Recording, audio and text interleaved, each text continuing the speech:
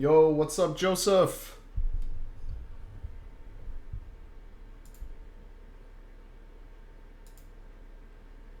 What's happening, dude? First in the chat.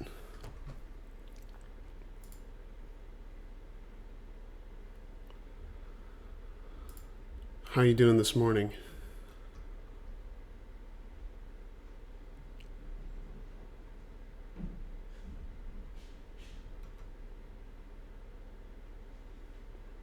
Omar, what's up, brother? How you guys doing? Did you I gotta ask you, man, did you ever figure out that that melody with the alto sax?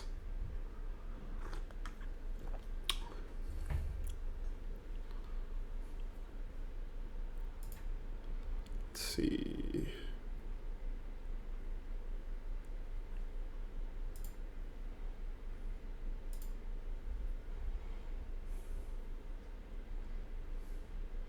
I'm good, man. I'm good. I'm, we're all living under quarantine. So, just yesterday I got to play a lot of guitar. Got to hang out with the kids. Yeah, somewhat. Because you know what, Omar? When I was trying to go and look, actually, when I was going to look at what you had done, let me see. Actually, I'm gonna pull this up. I'll see. What's up, dude? Priscilla, what's up, girl?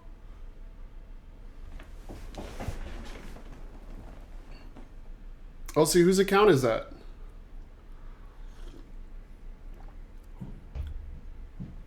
Let's see. I'm gonna listen to this. It's desktop. Desktop is on. Let's see. Close that.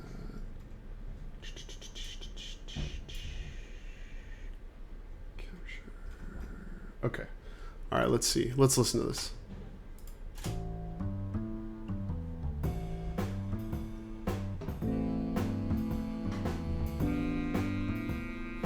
What up, Gabe?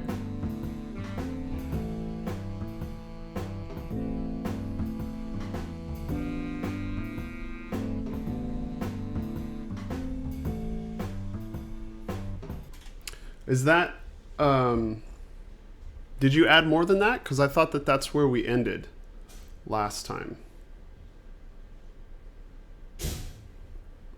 Or is mine just not updating?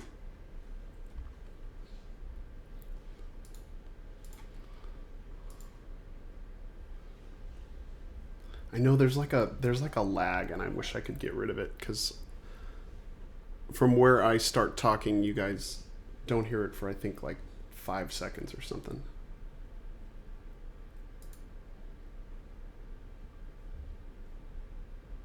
Yeah, you added more than that. Can you share it with me again? Let's see what comes through. Because, yeah, that's just not, it's not showing me anything different.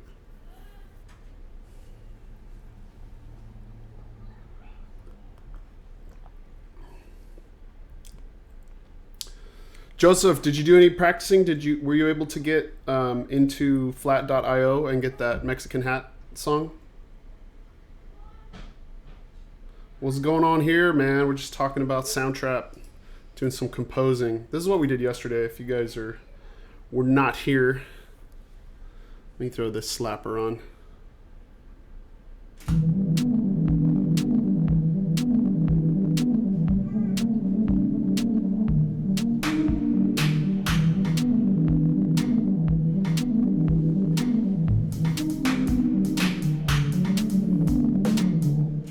Dude, everybody is talking about Animal Crossing right now. Everybody's talking about Animal Crossing. I know that that's a thing, but I don't know. But it's hype. Animal Crossing is hype. Actually, I want to. Oops, I'll do that. I want to come into just this. There we go. Let's let's come into here. I want to go in here. And dude, we're going to crank that reverb just because I want to see what happens here. Woo!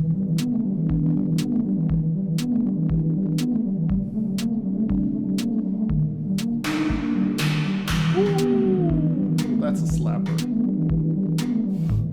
Jose, dude, I'll be here for 2 hours, man. Just come back. I'll be here for 2 hours. Just come back. That's fine. Jeanette, what's up, girl? Jacob, you're like, oh, Fortnite. Get out, dude. Get out of here. All right, let's go back. Let me reload the page. All right. So let me see. Let's enter studio again. Aha, yes. All right, let's check it out. I'll set up an assignment. Actually, I'll set it up in just a second here for you to upload a video of what you've started to work on, okay? It doesn't have to be much. Like, you probably just, just started working on it. Or maybe it's a song you've been working on. Just, I just want to see you playing, man. Honestly, as long as you're playing and you're having a good time playing music, that's all that matters to me. Jeanette, let's learn some stuff. Did we ever use Soundtrap? I think we did a little bit. That's basically what we're doing. We're talking about music theory. So this is actually Omar's. So let's listen to what stuff Omar's doing, because it was really rad yesterday. Oops.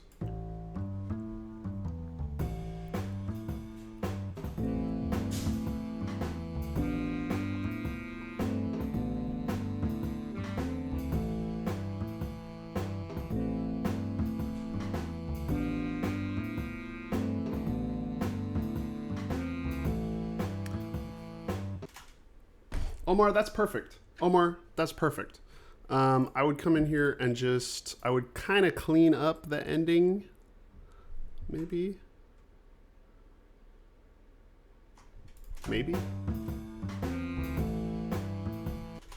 Yeah, if we just bring that back a little bit. No, actually,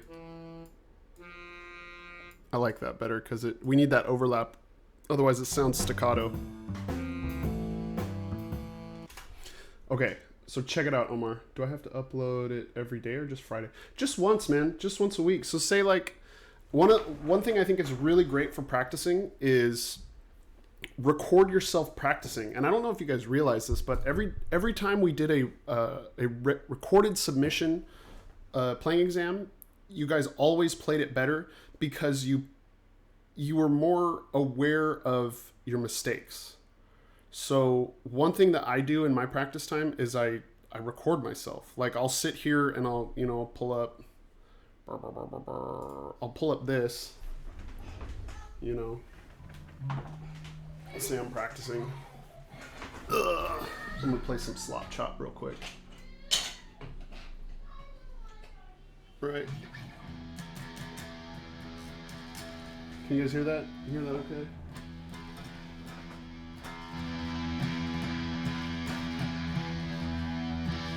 So say I'm like,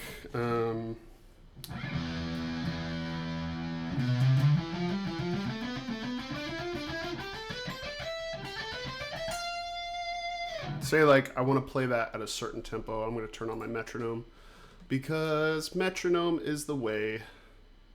Metronome is the way. Priscilla, can I use my bass clarinet? Do you have bass clarinet music?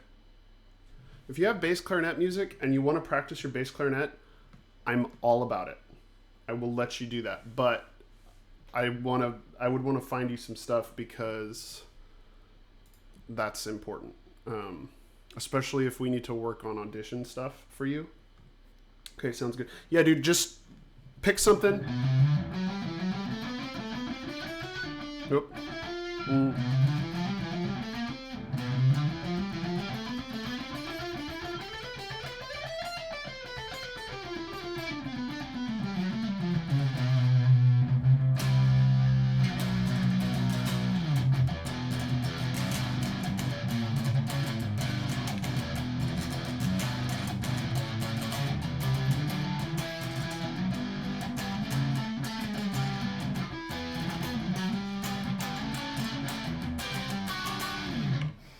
pick something, record yourself. If you do a take that you really like, that you know sounds good, just turn it in. It doesn't matter if it's Wednesday or if it's Friday or heck, even if it's Saturday. Honestly, I will do that. I'm going to write a note for myself so that I do that at the end of stream.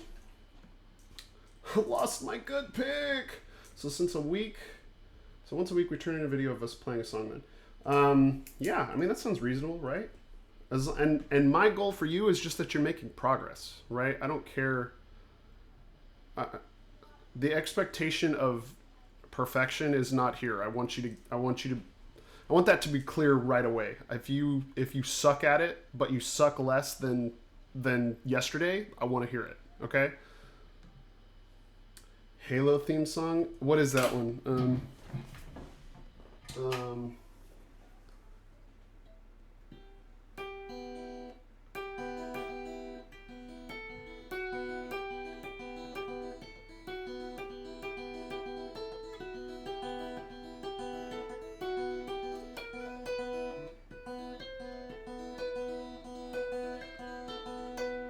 Is that right? I don't know.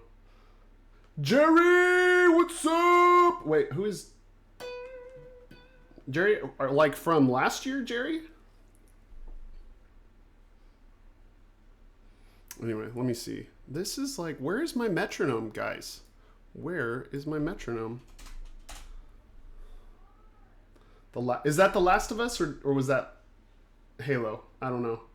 You already know I got the song I'm gonna play. Are we talking about? Are you going to be playing some metal, Jacob, or are you going to be doing some like some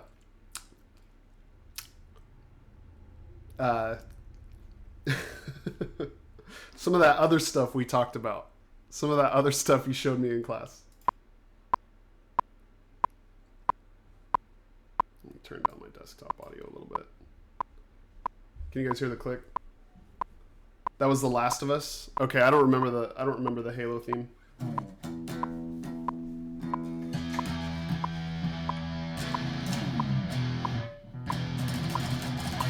Actually, okay, I'm gonna. I kind of wanted to take this time to. I'm gonna move this down. Yeah, play Through the Fire and Flames, dude. Otherwise, get on my level. Sorry, you're looking at my mouse right now, but I wanted to just talk about my right hand for a minute. Oh, let me move this down. Hopefully that'll pick up the amp a little bit better. Friends with Omar and Stephanie. Cool, Jerry. No, that's cool, man. You can hang out as long as you do your work. You can hang out and make some music.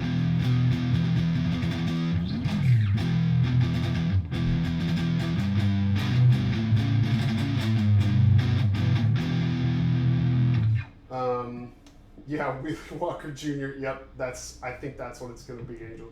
So, take a look at my pick here. The way I'm holding this is actually, it's flickering and that sucks, but my thumb is over the top like this, and my finger's curled, so it's almost like I make a cross where my finger is in front of the pick, and then I curl that under, and that's how I'm holding it. So when I come to play, my wrist is back here actually on the body of the guitar. So this is like an alternate picking exercise that I've been practicing, which is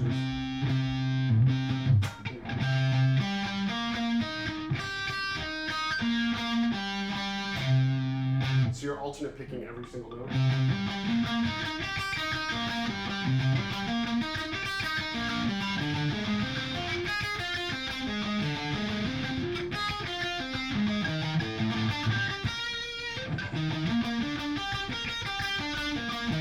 And I'm actually using my palm to mute the strings as I'm going down. So.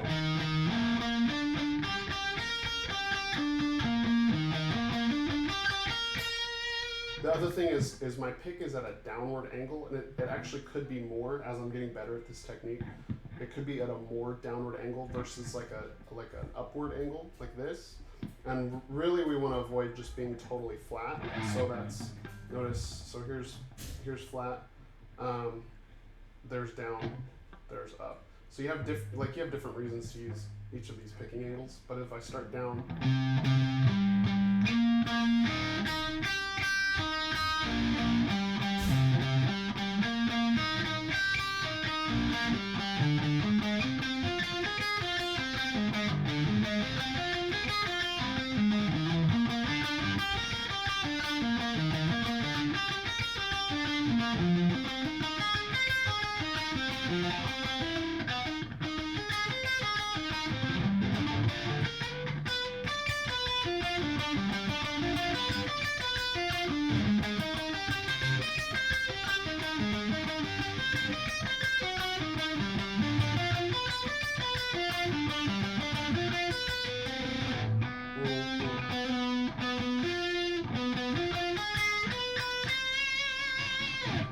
so yeah. as long as you're not submitting videos of you singing Wheeler Walker Jr., I think we'll be okay. Otherwise, we might have a problem.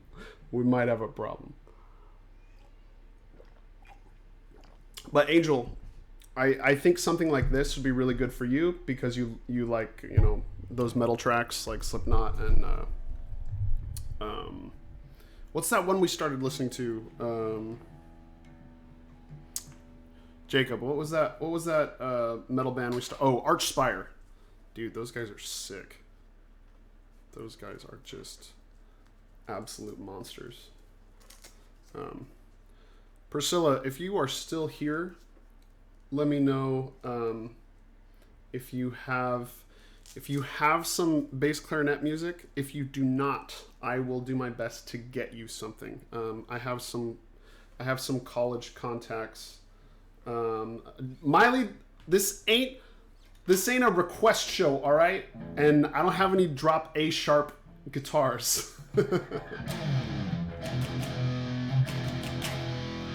We're just talking about alternate picking here. Yes, dude, Archspire. So, we're talking about this. I'm going to show you my left hand here. This alternate picking exercise, it's on the 3rd fret. So 1, 2, 3. So it's 3, 5, 3, 4, 3. If you like that, check out the Faceless. What was dude from what was the dude from Killswitch Engage? What is his new band's name?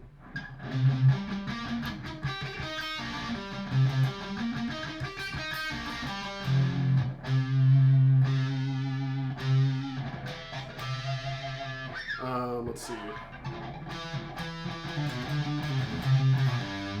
Actually, I gotta take my groove off. Josh, don't be donating, man. I mean, I have one, but I don't. This is educational, bruh.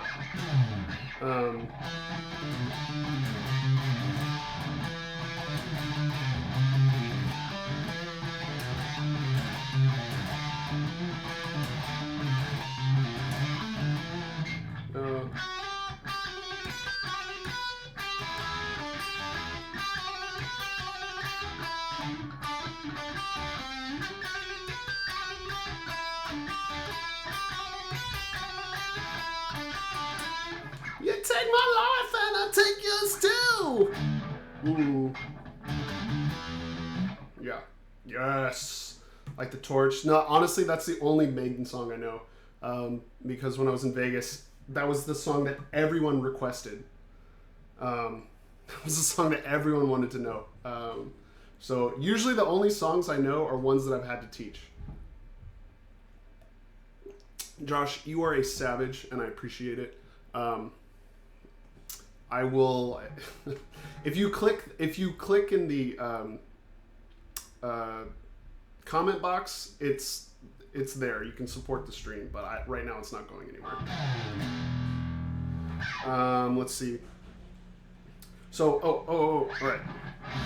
So it's this C sharp minor chord to this D diminished to an E flat major 7.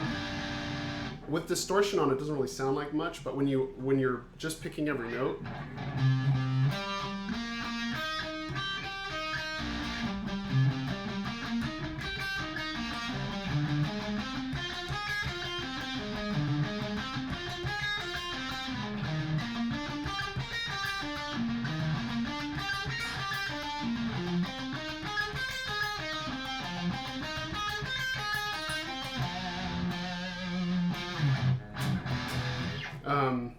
But what I wanted to talk about really was my right hand, because this is what's weird. This is the thing, like being able to line up both of those at the same time is really what's hard about playing guitar. So especially any kind of lead lines that you want to do. So no, again, I have this kind of downward angle. Cielito lindo, only downstroke. Actually, I was gonna pull. I have my concert guitar up here. I'll pull it down in just a minute. But if you look, I've got this slight downward angle, and I'm trying my best to actually not anchor down here. Sanitarium would be cool for this too. Yeah. I would have to look that one up though. But if you look, I'm trying to keep my fingers in actually, and use my palm to kind of rest here as I move down the guitar.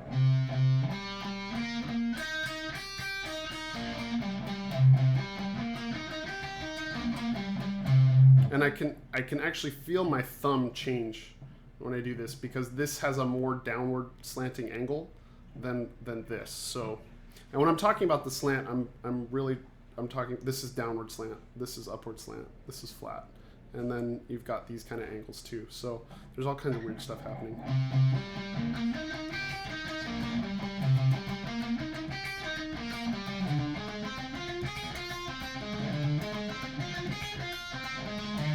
Actually, I'm going to turn the metronome on, because you don't get better without a metronome. Caleb, what's up, dude? You got your 12 string. Awesome, man.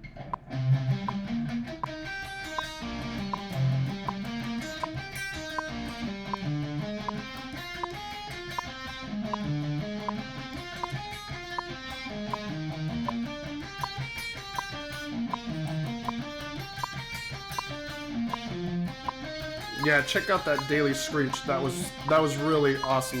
I really liked that, Dr. Miley. Got a little off tempo there.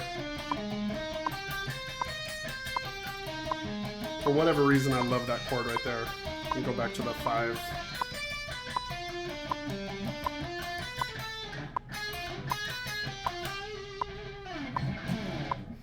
Is this Requiem, or is Requiem? No, this is just, honestly, this is a picking exercise. So you're watching my right hand. Namaste, brother. Thank you so much for checking out the stream. If you're sticking around, cool, dude. That like makes me really excited when you're around. Stephanie, what up, girl?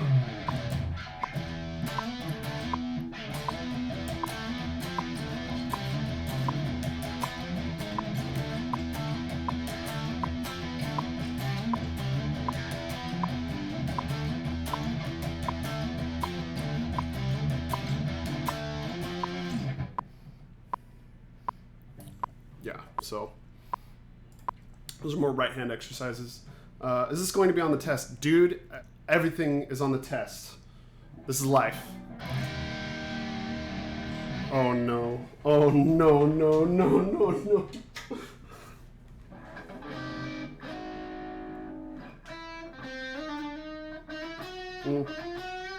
Let's see. What is that? D flat.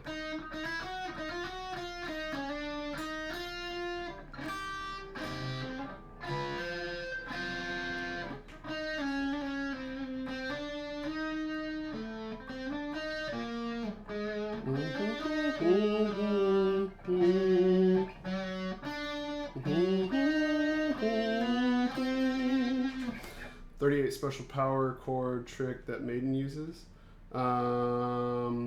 Dude, you have to tell me about it. Because I'm not really sure. I'm not really sure what you're talking about. Is it, I mean... Is it just... Oh man, my hands are so washed out in this light.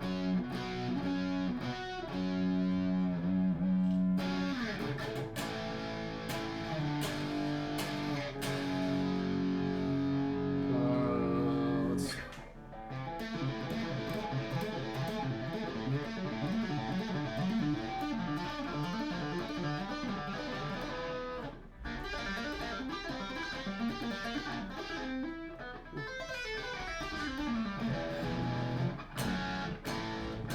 No, that's right. Oh, can I slap? Actually, there's so I can slap a little bit. Slide ring down half a step. So like that? Or is it?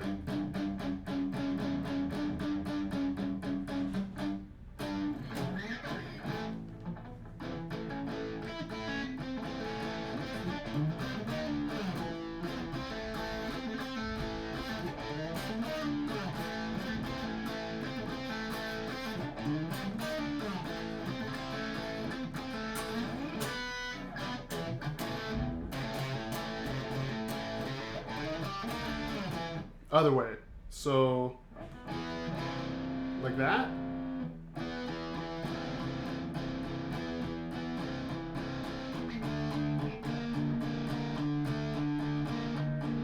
Do a video and show. Yes, yes, please do, please do. Because I'm just not really sure what you're talking about. Sonic Min, what's up, dude? Oh, and Josh. Oh, and Josh, I can. Yes, Miley can slap. How long will I be streaming? I'll be streaming till 12. Every day, 10 to 12. It'll just be a hangout like this, where I'll just be kind of talking about something, or probably in a little bit I'm going to be going into Soundtrap again. I just, you know how we musicians do. I want to practice a little bit. I want to show you guys what's up. I just want to show you like what's going on. So, slap that button, hit that bell. What up? Slap guitar. So if you're doing slap guitar, it's basically the same thing, but this is weird here, and it's going to be kind of hard to show you with my current setup. But switch it from top to live chat. I'm not really sure how to do that, dude. But here, if you start with just your thumb, so likes and dislikes are upside down for me.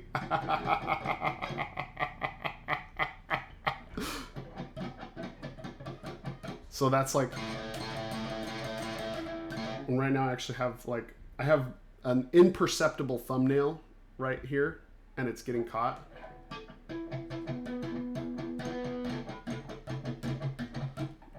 Actually, I might get down my 8 string, because there's a Tosin Abasi lick where he's playing slap on his 8 string, where it's a 4-note slap. Well, actually, it's a 6-note slap, because it's a.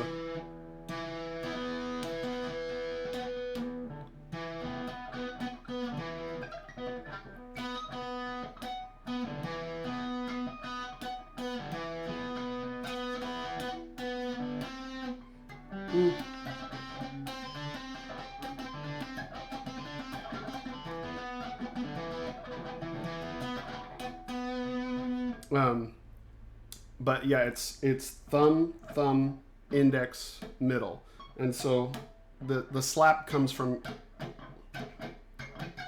It's really like that. Broke my mouse clicking that bell. What up? We gotta click that bell. Smash that bell. Let me see. Do I have a nail file or something here? Anyway. I do have a bass. I could pull out the bass and slap it a little bit, but it's hiding in the closet at the moment, and I don't really want to go get it.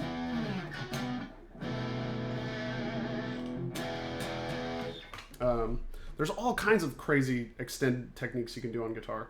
You know, if we're talking, let me turn on my ultra gain. Turn on my ultra gain. Slapped it so hard, my Chromebook screen cracked, and now I have to pay $500 for it.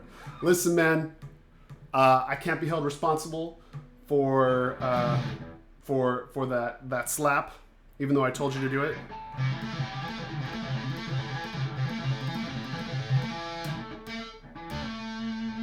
Dude, listen, man, that's a national treasure. We don't want to be breaking that anymore. You know, you've seen me slap or hammer with my picking hand, and I do this little trick where here's my pick, and then I playing here, and then I slide it to my middle finger, and now I can tap. Like I actually practiced that a lot years and years ago to be able to do that on the fly. So I messed it up. Yeah, that didn't look as impressive as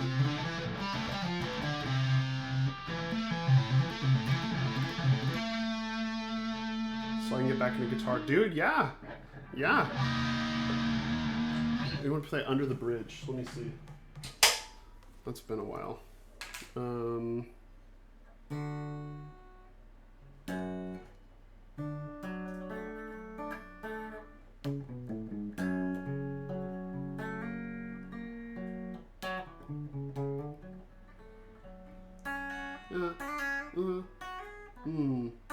There it is.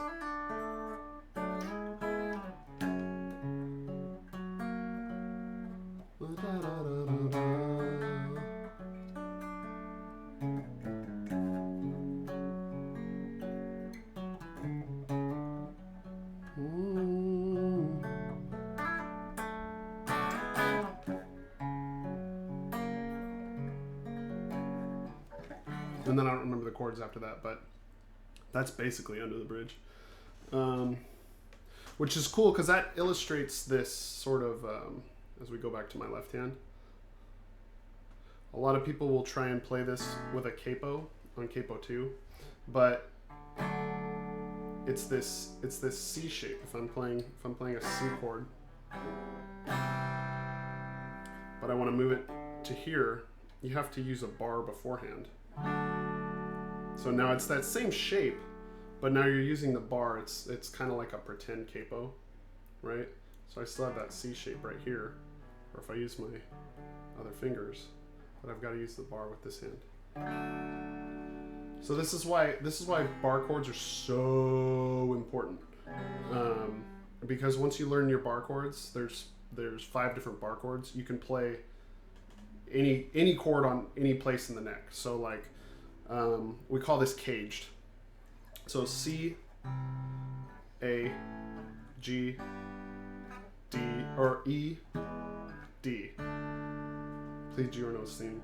No, I already did. Like I literally just played Giorno's theme like, I don't know, 10 minutes ago. So those 5, C, A, G, E, D. Okay. Now if I take this C chord, I can play C all the way up the neck. I'm going to pull the camera back just so you can see all the way up the neck. So here's C using a C shape. Giorno's theme is life. A very little bit.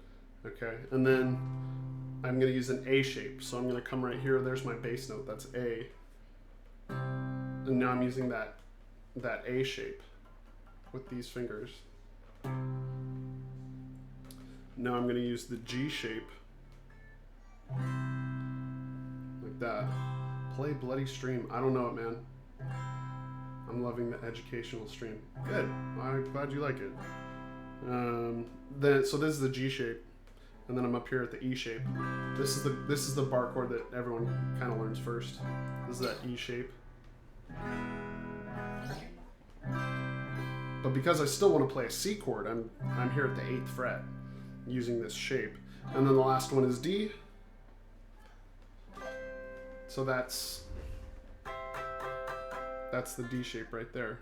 But we're just barring right there. Any tips on not muting strings when playing a bar chord? Let's see. Do you get the way that I think about not muting strings is you want to have a really straight finger. A lot of times when people are learning how to play bar chords, they're kind of playing like this, and that's like, so they have all these muted strings, and then they put everything else down, and you still have those chords. Yeah, pushing harder is one thing, but actually the other thing, so first of all, straighten your finger out. Already, that fixes it, mostly. Now I have I'm playing on a really, really flat fingerboard, so I can have a really flat finger. But if you're playing on like a steel string guitar that has a more radius neck, like my Strat does. Radius means that there's more curve on this. Mine is really flat. It's more like a classical guitar than a steel string. You actually could play with more of a curve in your finger, but you want to try and be as flat as you can. So this is usually the weak knuckle, and I always make sure that I'm pushing. And if you, let's see, I don't know if you can see the indentations in my finger, but I always aim for, this is my pivot point, so that's where I'm pushing the hardest. Yeah, dude, I love that you're loving playing that for your grandparents. Like, I think that is such a fun song to play, and I'll pull down my classical guitar in just a minute and play some mariachi.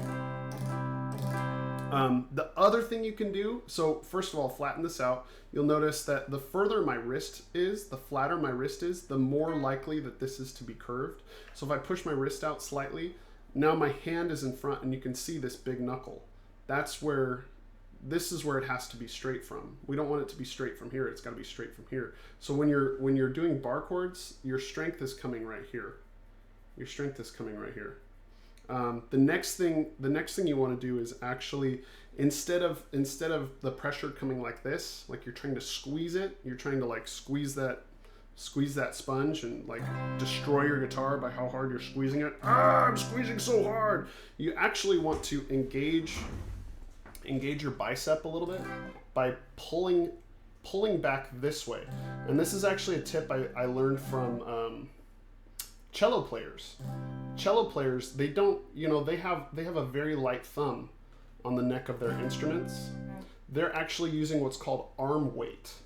So they're actually pulling back on the instrument. Now a cello is upright.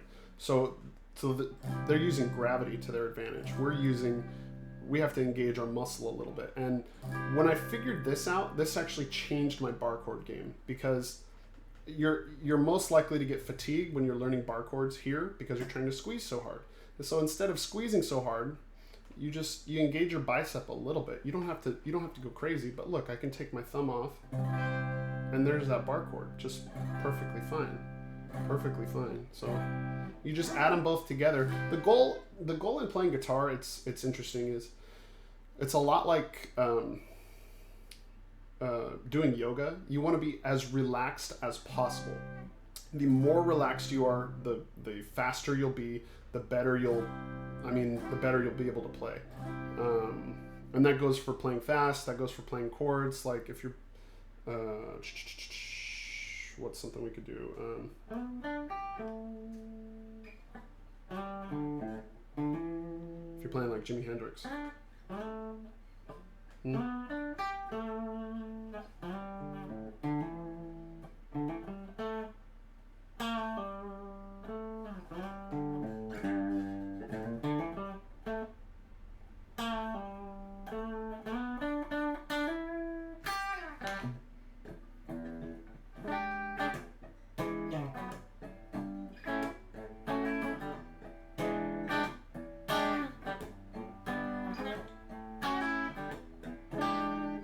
I play guitar too, but mine's at a college dorm. Ooh, man, that sucks, dude. I'm sorry. That's one thing that's crazy about all the social distancing stuff is like, Mango. I really hope that helps. That changed my game when I learned about that arm weight.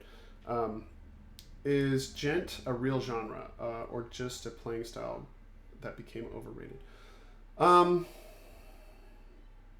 No, gent is a real. It's a real genre. It's like a spin-off of metalcore, I would say, but it has to do with. I mean, there's definitely that chug, like. One of my favorite gent band is Periphery. If you've never heard of Periphery, they're like, oh, I like, even just thinking about them, I get chills because they're top 5 favorite band for sure.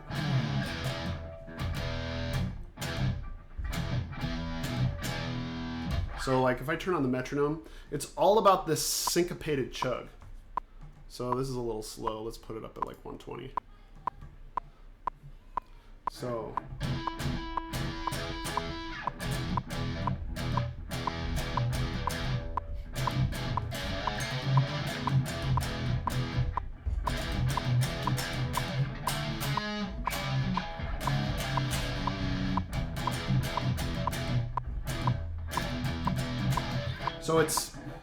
it's definitely stylistic.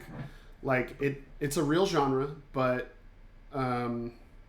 it's also a playing style, which most things are. Like playing styles become genre tropes, if that makes. Let me rephrase that because I was using writing terms. They become styles of that music. So like Periphery, Bulb is another instrumental group. You've got Intervals. Dude, nice. Those little Marshall practice amps are awesome. They crush. Please don't play Set In Your Music through it though, because you're gonna make me cry. What's another great gent band? Let me just like pull out my playlist because it's mostly gent. I really like that genre actually.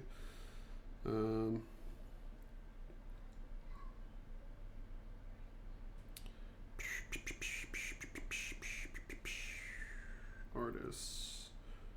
Ooh, Arch Echo. Arch Echo is insane.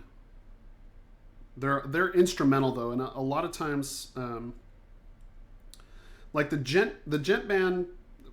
Well, Periphery is so good because they're instrumental, or not. They're not instrumental. They actually have a vocalist, and he is such a great vocalist. Let's see, Animals as Leaders is another great band, fronted by Tosin Abasi, who's he plays 8-string. He plays 8-string guitar, and he's a savage. In fact, let's see. Let me bring this back to normal view. You guys can see what is going on here. Oops. Sorry.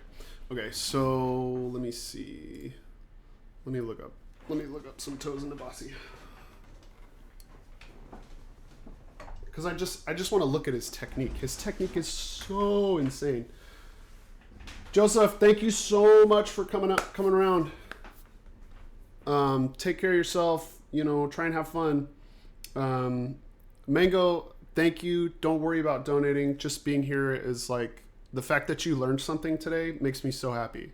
Like that's what gets me hyped.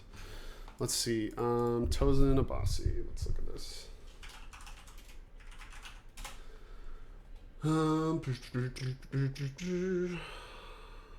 Let's see.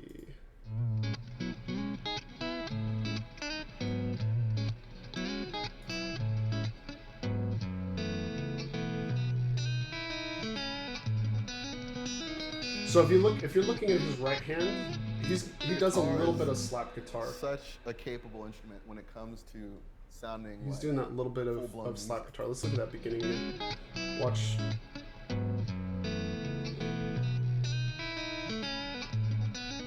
There. So he's just doing some slap right there. The guitar is. He's such an animal. Actually, let's look at this. Let's see if he plays it. Down to the sure was CD. Yeah, so this is like Hey, considered Tosin jam. Basi here from Animals as Leaders, and Let's in this see, lesson we're where's going to he be gonna play breaking it? down the fingers. So in this phrase, I'm combining hammer-ons as well as the right hand thumping. The first two notes Well, of this I don't have to worry about getting you copyrighted with your left hand because it's a and I'm stream just and we're hammering on not doing an F sharp power chord. Do a try not to laugh, Rich. And then my thumb comes down on the fifth of that chord. Yeah, did you So see I'm that? on one, Watch an his F right sharp hand. power Watch his right chord. hand. And then my thumb And now comes he down on the starts to fifth of slap. that chord. That technique is just savage. Like, and these guitars he's playing, these weird looking. Actually, let's.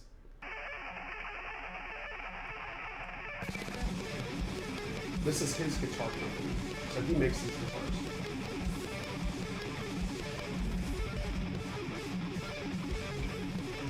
Yeah, Mango, 100%. You can come by anytime you want. So he's doing sweep picking with alternate picking at the top here. It just, and you see, okay, he's switching pickups midway through, like.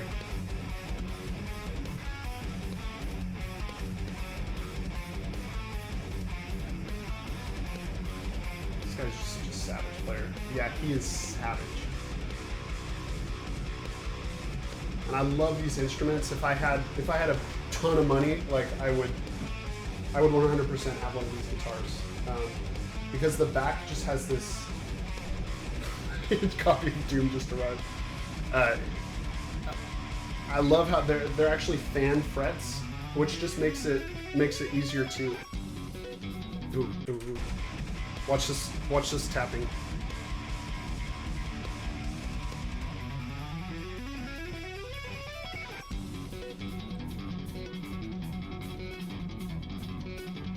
That just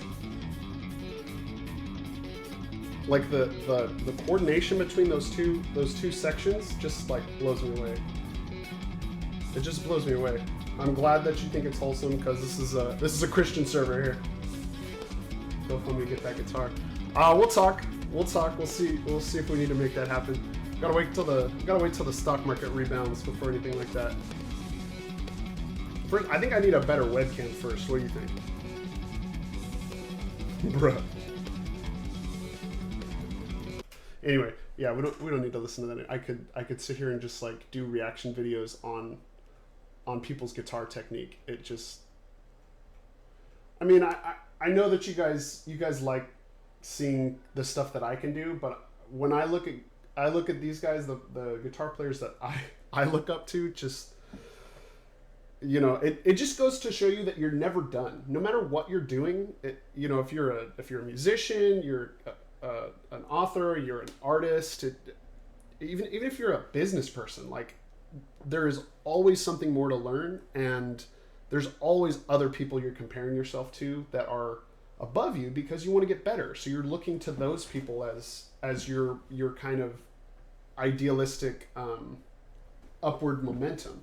And that's what's cool. You know, people in class ask me every once in a while, you know, when did you feel like you really mastered the guitar? My response is always, I'll let you know when I feel like I have. Do I do finger picking? Yeah, actually, so my degree is intensifies, dude. Actually, my degree's in classical and flamenco guitar. So I said I was going to get out my classical guitar. Let me grab it really quick.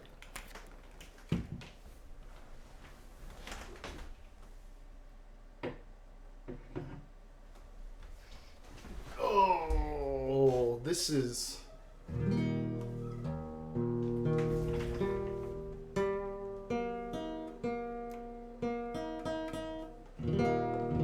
Is that too loud? How does that sound?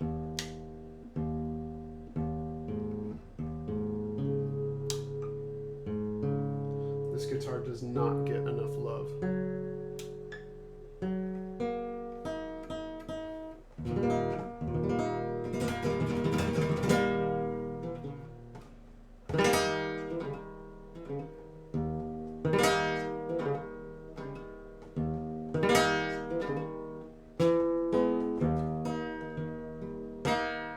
Yes, Caesar's working on it.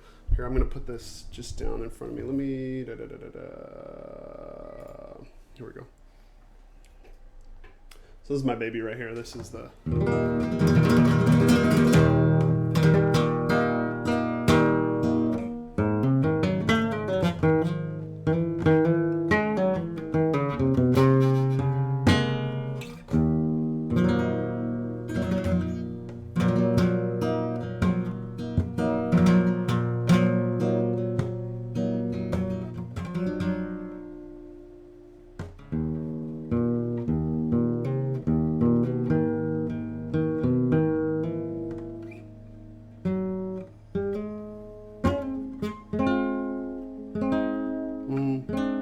Let me see. I'm like doing some composition on the spot right now, so I'm able to work on Soundtrap on the school Chromebook. Yes, dude.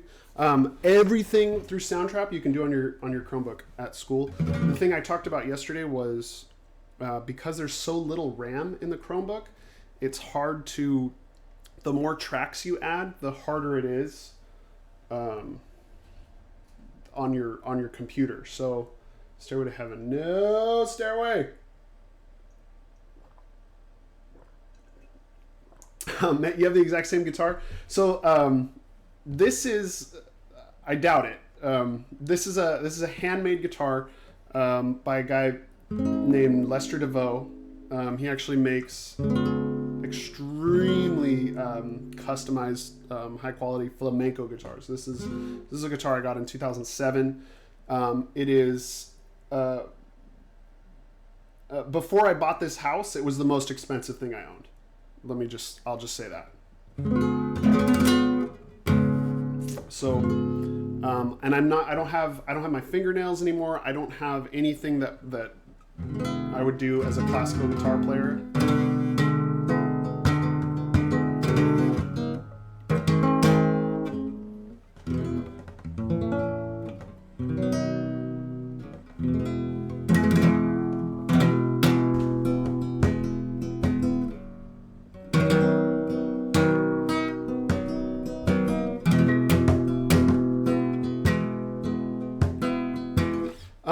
Honestly, so this is not the first time that that someone's brought up a Discord server, Jerry, and I'm actually kind of leaning towards it because play some good riding, Wellman.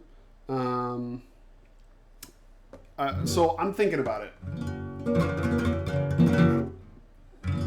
Ridium? Good Rhythm? What is that? Like, or Good Riddance from Green Day?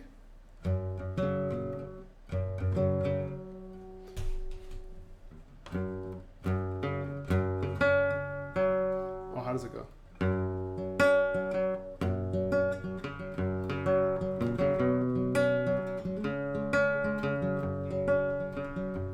Bruh. Pagan's Mind is like Intermission? Like, which one is that one? Let me look. That one, I love Pagan's Mind. They're one of those prog bands that I just blows me away. Hold on.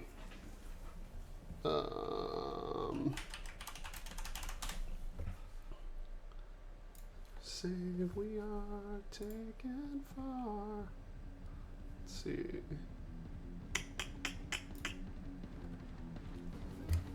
Gotta put my headphones back on.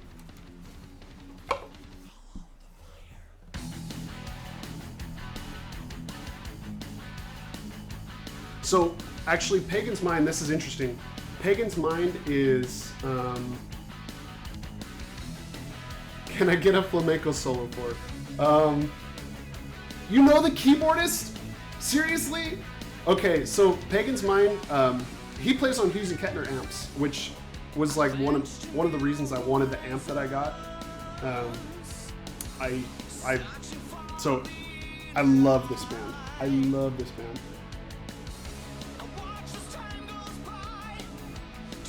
Yeah, this is a lot more delayed than I thought. Let's stick to my alien stuff. Okay.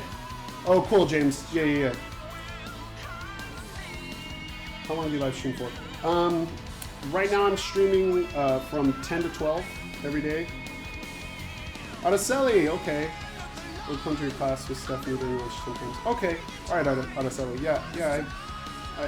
I'm not sure I can put a face with your name right now, but I definitely have heard your name before. So. God, he is. Ooh, that wasn't a flattering pose to stop in. I love Pagan's Mind though. You know the keyboardist, like, oh, their first. Let me see what record. It was Enigmatic Calling. Just this opening sequence with these syncopated quarter note triplets, like, it's one of the reasons I love metal. Honestly, was this opening sequence right here.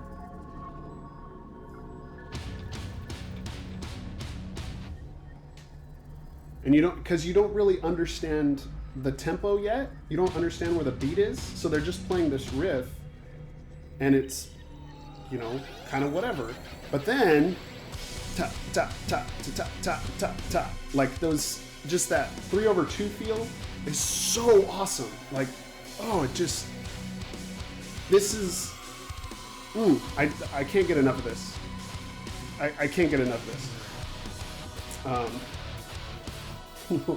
Oh man. Ooh. Woo. Woo. Can we get F's in the chat, boys? F's in the chat.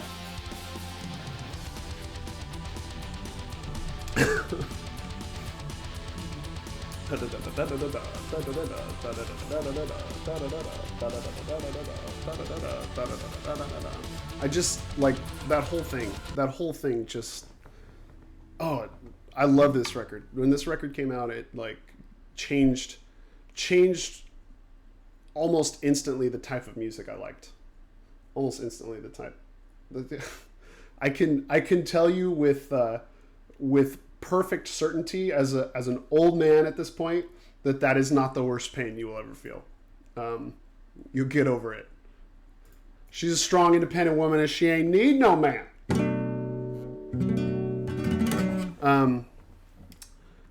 Caleb, you're working on Huasteco? Like, whenever we're talking about, can I get an F string? Okay, here you go. There you go. Helped out a band I was in for some years. He's also my dad's friend. Dude, so, yeah, man, love to talk about that. F minor. Womp, womp.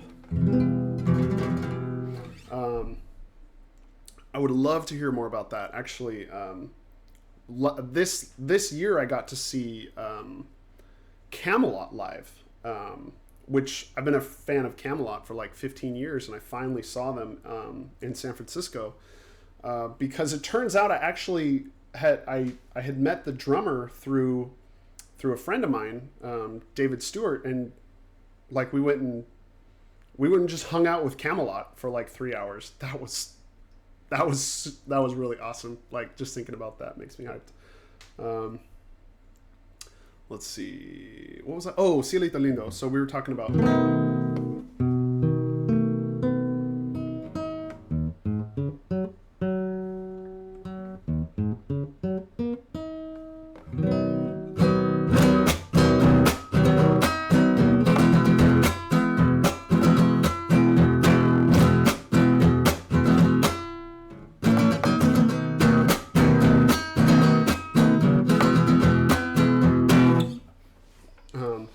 Yeah, this I was playing a little bit on this guitar earlier and just thought, wow, this really does sound good.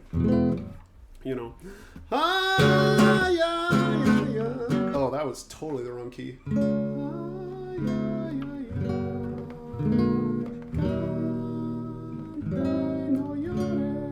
Yeah.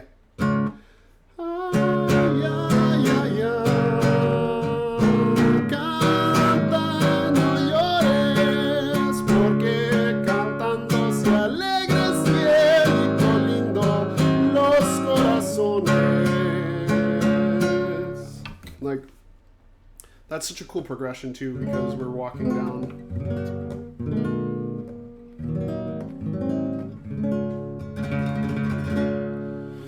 So this has not been my plan at all to open up my donation box, but I'll think about it. I'll think about it. But please keep coming and checking out the stream because this just makes me really happy. Zapopan. There we go. I said it right. Zapopan. What was I saying in class? Zapopan? Yeah, it was Zapopan. Zapopan.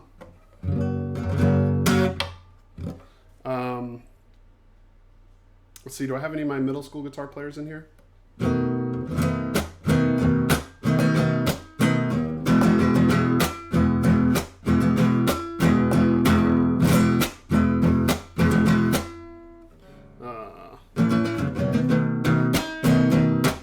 We're working. One of the things I want you guys to be working on for next year is that wapango rhythm, because that wapango rhythm is super important. We played it. I think we've played it like 4 times this year. Move that out of the way a little bit. You can brag to us that you said it. All right, let me flex on that. Right, said Zapopan. Well, thanks, man. I would hope I could sing a little bit at this point.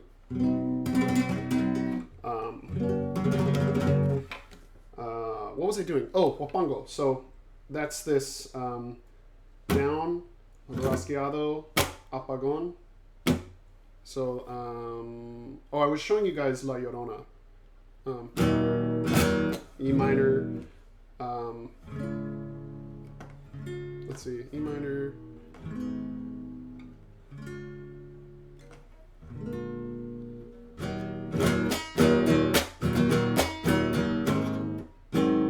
no, how does it go? E,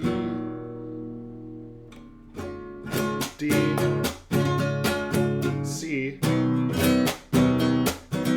B7.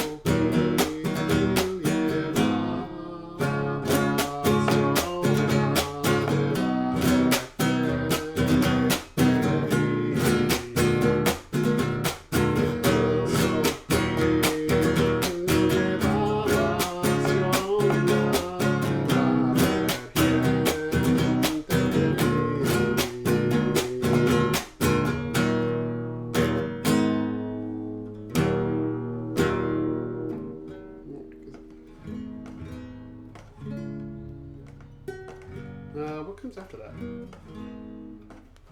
Oh, it's just B7. There we go.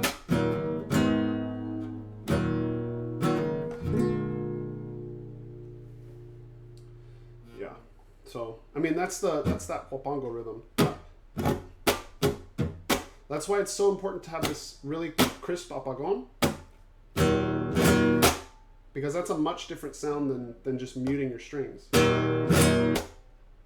Much different.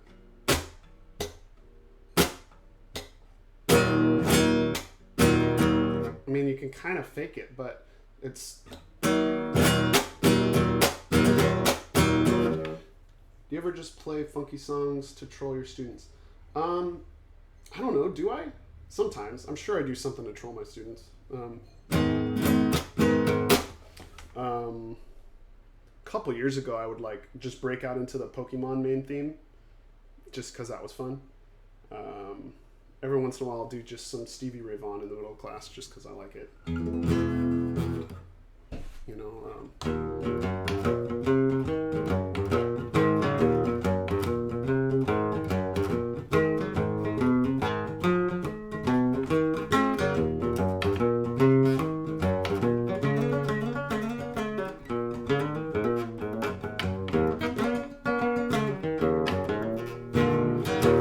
right? So every once in a while I'll throw down some, yes, Pokemon, I wanna be. I'd have to look up the chords again because I don't remember it. I wanna be the very best and sing it just like James Hetfield. To catch them is my real test. To train them is my cause. Yeah. So, I don't know. What do you guys want to do? I mean, I feel like I just get to sit in front of the camera and play guitar, which is like my dream job. So, what else? And unfortunately, I can hear my kids like, look at this graph. What is that photograph by Nickelback? That is a good meme. That is like classic like 2015 memes. Yes, dude. Legend, dude. Pokemon theme. That is fire. Let me just look up the tabs. Let's look up the tabs for the meme. Let's look up the tabs for the meme.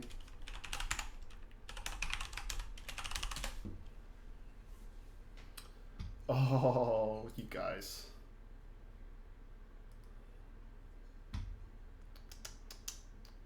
Ooh, does it have a backing track?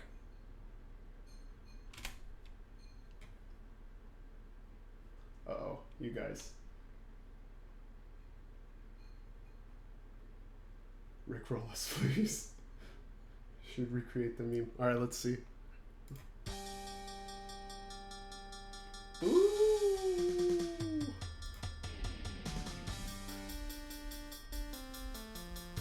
Like no one ever was. To catch them is my real test. To train them is my cause. I will travel across the land, searching far and wide. Each Pokemon to understand the power that's inside. It's you and me. I know it's not destiny. Yeah. So that's fun. Yeah. So let's see, because how did I do that before? Let's just look at the chords. I wanna be the very best. No, that's too low. That's too low. I don't like it. I don't like it. Let's try this one. Same key, different key. I don't know that one. That's weird. I wanna be the very best, like no one ever was. To catch them is my real test. To train them is my cause.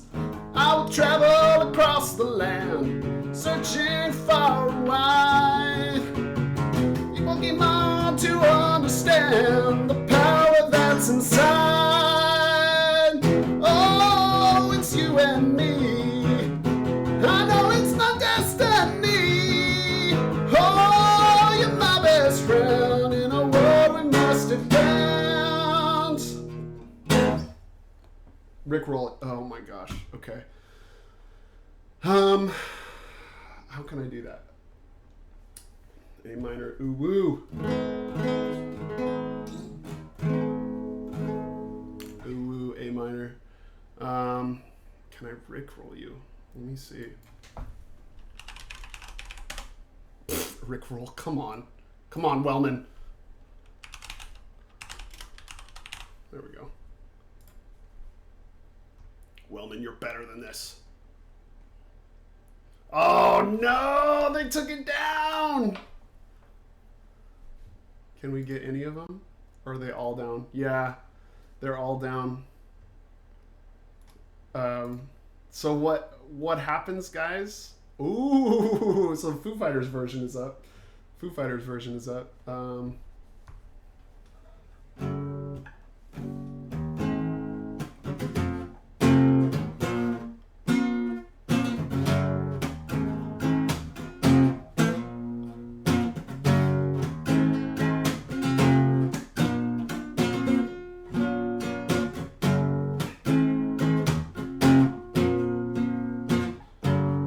Strangers to love, you know the rules, and so do I. Full commitment's what I'm thinking of. You wouldn't get this from any other guy. I just wanna tell you how I'm feeling. Got to make you understand. Never gonna give you up, never gonna let you down. Never gonna run around, desert you. Never gonna make you cry. Never gonna say goodbye. Never gonna tell a lie and hurt you. There we go. There we go. There you go. That was fun.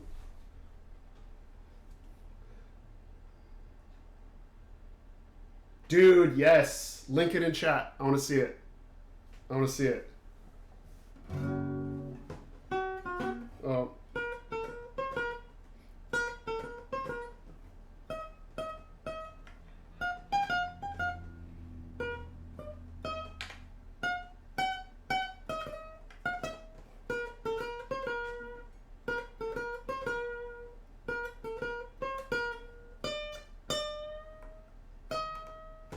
There you go, some SpongeBob for you. Oh, the other, let's see. I know that we're getting like way off track, but I wanted to show that. So that there was that.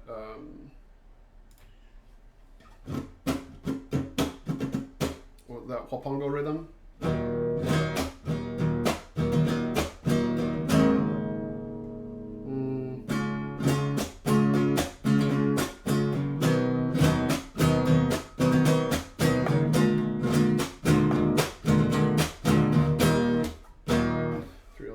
Playing my guitar, I'm so proud, dude. Yes, you got to start him young, so when he finally gets up to Wellman, then like he can just shred, and all we can do is I can just teach him how to shred.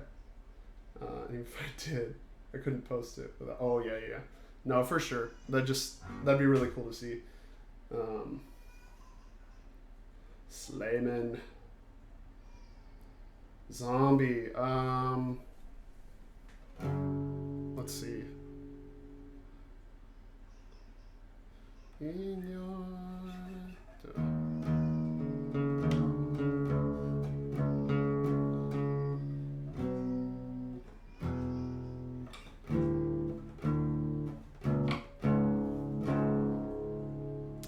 trying to remember how that goes because the rock I was working on this with the rock band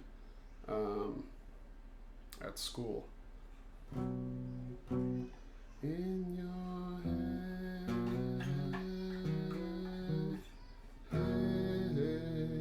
in your head, zombie, zombie, zombie.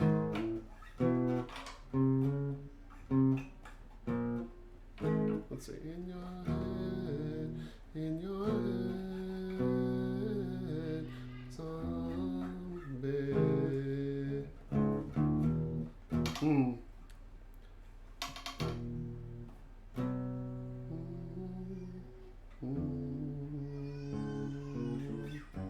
Oh.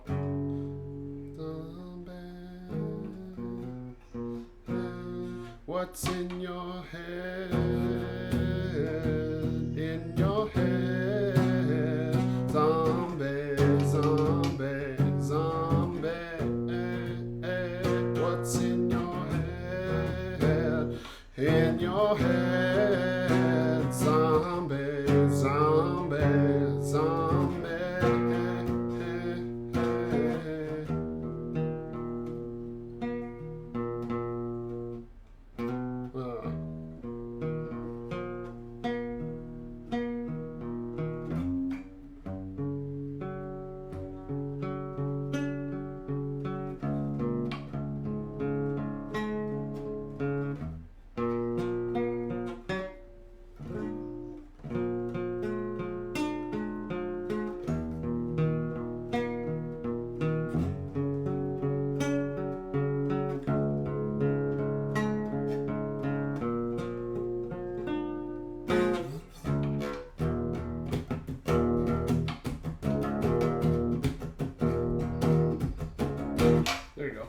I don't know.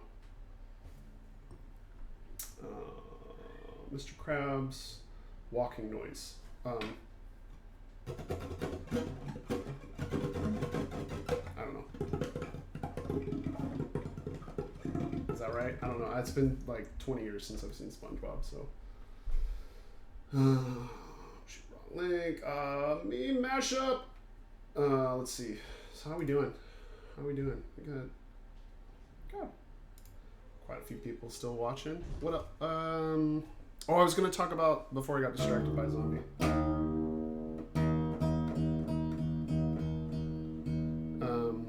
Yeah, there's like 3 guitar rhythms. So we did that Huapango. Then I wanted to do that Adios Amor one. So.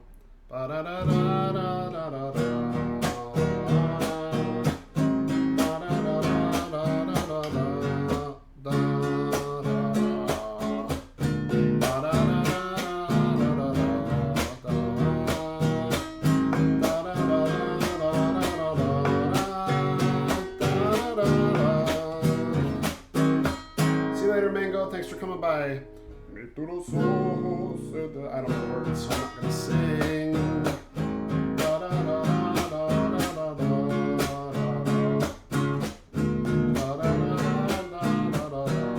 Hear those apagons?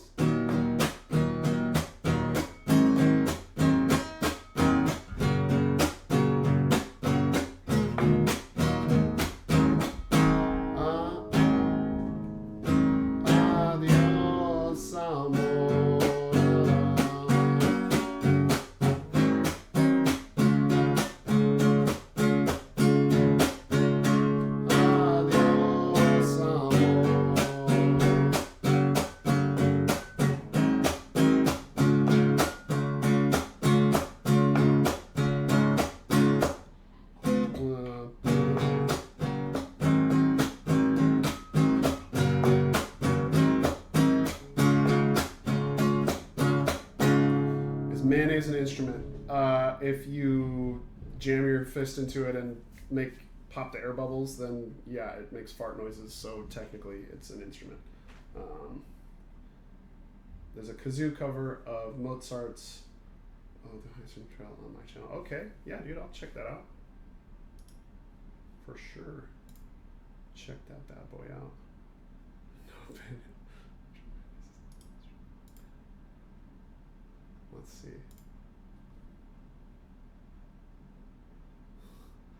The boys get kazoos. Dude, I'll check it out for sure. The highly debated question of the 21st century, brought to you by the writers of SpongeBob, is mayonnaise an instrument? So that down, up, apagon, down, down, apagon, down, apagon.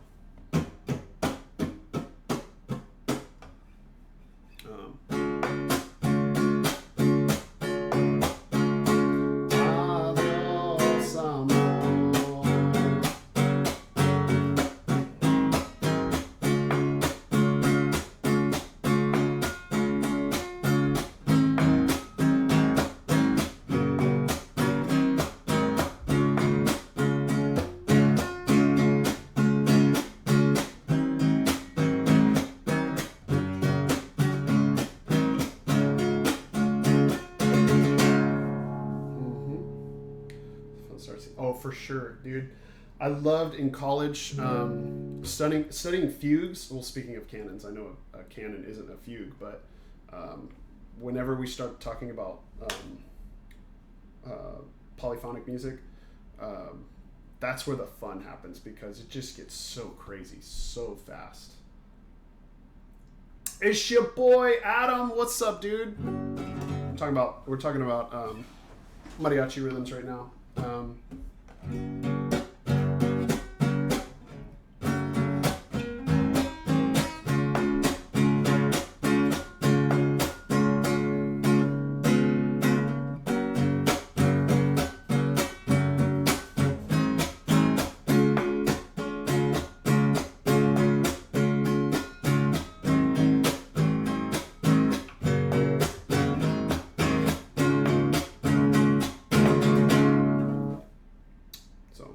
Adios Amor. That one's really good.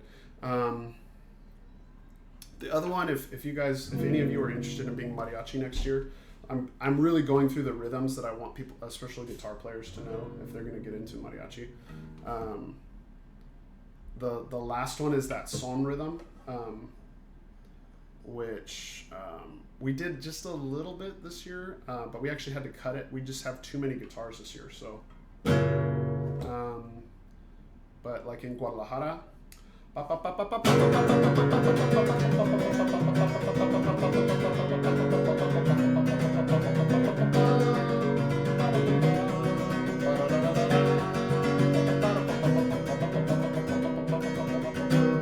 Mary Chi? What's that, a tortilla? That's right, dude. So that's the straight rhythm. It's just this triplet rhythm. 1, 2, 3, 4, 5, 6. But it's kind of fast. And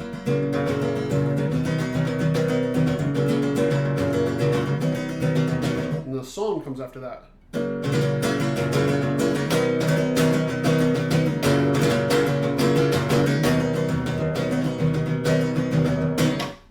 And I'm noticing watching my webcam is you can't, the refresh rate's not fast enough to really see what I'm doing, but I'll slow it down. So it's down,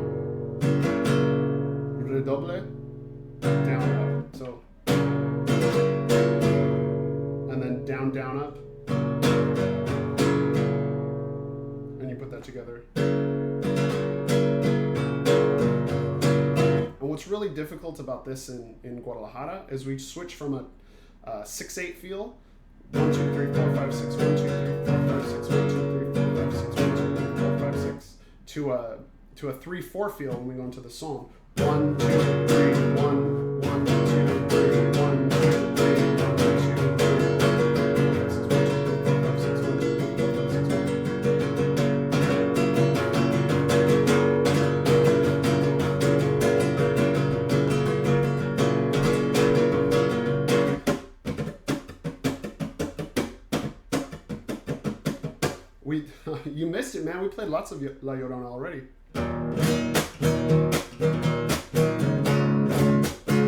So that son rhythm is really crazy because sones they're so fast.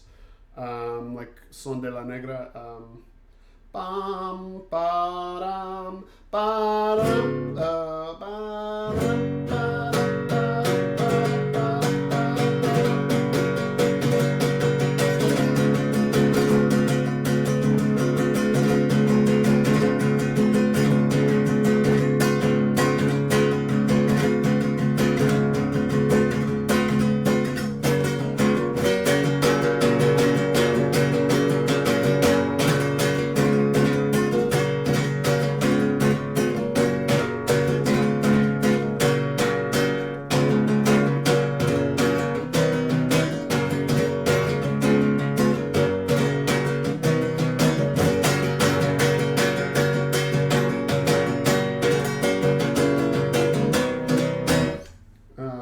If you still don't know me, every time I wear a specific shirt, K-pop related, I always get really embarrassed and cover my shirt, lol. And you ask, what's on your shirt? Or, what does your shirt say? No, dude, K-pop is rad. Actually, I'm starting to get into a little bit of Japanese pop. FPS rates are blowing through the room with Chromebook. I know. Well, it's not just your Chromebook. It's my webcam. It's like 30 frames a second. So you can't. Like I'm watching it on my 120 refresh rate monitor, and it's a blur. So it's 100% the camera. So if you guys were donating, it would be to buy a new camera, so you guys can actually see what I'm doing. Otherwise, it just goes nutter butters, and you can't see what's happening. Actually, this is what's so interesting. People who are into K-pop and J-pop and like different cultures, musical backgrounds. I love seeing that. And actually, for those of you who do sereno music, the like.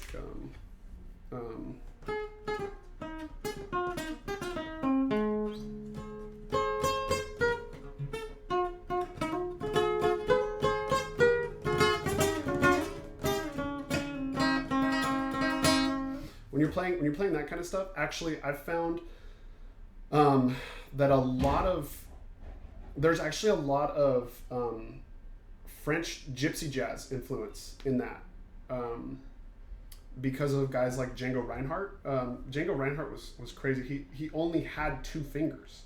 Well, he had the other 2, but they were like his hand was badly mangled and burned, to the point where he could only use these 2 fingers. And dude like was a shred master just with these 2 fingers all the way up and down the neck. So I think that especially I can see that a lot because when you play requintos, you only use 2 fingers, and then a lot of times when the guys do like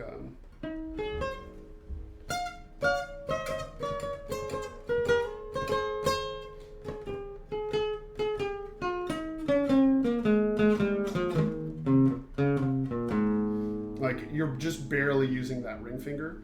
This is like really, really, really influenced by Django Reinhardt, and it's a shame you guys don't even know who he is. I should talk about him more because he's such a baller. He's long dead at this point, but and then a lot of like Moroccan influence too. I love seeing that. But back to the point about J-pop and K-pop. They're intense, but I kind of love it. No, I 100% get it. There's a YouTuber by the name of Adam Neely. We can like watch this together actually, because the reason I like J-pop in general is just when I was younger I was really into anime, and especially like Cowboy Bebop. Later Caesar, good hanging out.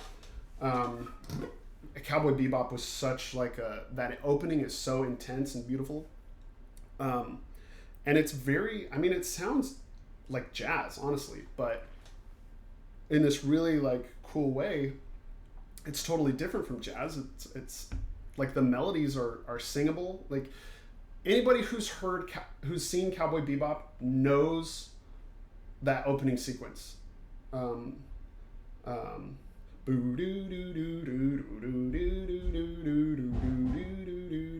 3, 2, 1, let's jam.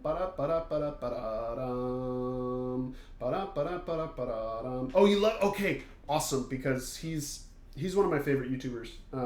But he had a video, I don't know, like 6 months ago about playing with that J-pop band, and like I've been watching that video on repeat because it really speaks to me in this really interesting way. Because I'm a Western English speaking guitar player. Music to me is in 4. Like it's got to be,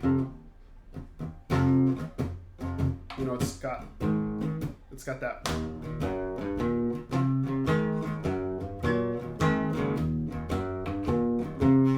English music is just in 4/4. Like it's just, that's part of that's because of how it's spoken.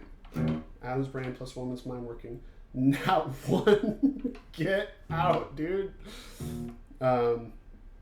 Is 7 levels of yes. Yeah, and actually I talked about that in class. The one that he did using that Lizzo song. It ain't my fault that I'm out here getting loose, getting baby on the juice, gotta blame it on the juice, baby. Like, I love that because especially when he starts talking about like more atonal music. Speak American. I speak American. That's not. Is that what I said? Oh, okay. Let me see if I can. It ain't my fault. Like I went through and analyzed it and started playing some of it. It's really fun, and the way he arranges those things, it just it really excites me. Like I feel like I'm talking to my people when I listen to Adam Neely. He just he's very educated. He really thinks about this stuff, and I'm in class I'm so focused on making sure that the people who are struggling can kind of understand the bare basics, that I don't get to talk about the really fun like reharmonizations and things like that. I'm telling you, I watch his new videos every day. Have you seen the one where he and Ben Levin do? They make music using emojis. That was cool. Ben Levin's licks are actually really good. He was really good. But anyway, this whole thing with J-pop, he talks about how it's very jazz and blues influenced, but it's like filtered through this culturally Japanese sensibility, and it's so I want to say esoteric, but it's more like it's just,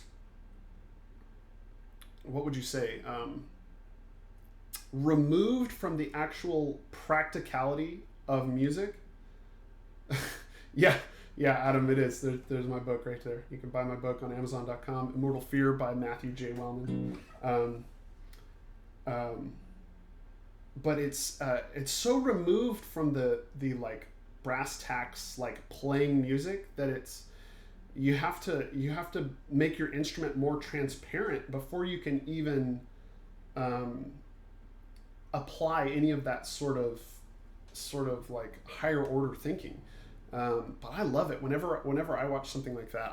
I at least have enough technical capability on the guitar that I can actually get through and think about these cultural influences. And that's not really being truthful. I'm not really thinking about those cultural influences. I'm thinking about being musical. But what's being musical is almost like, it's like word choice. I'm just deciding what words I'm going to use, but that vocabulary gets bigger the more I know, the more I listen to.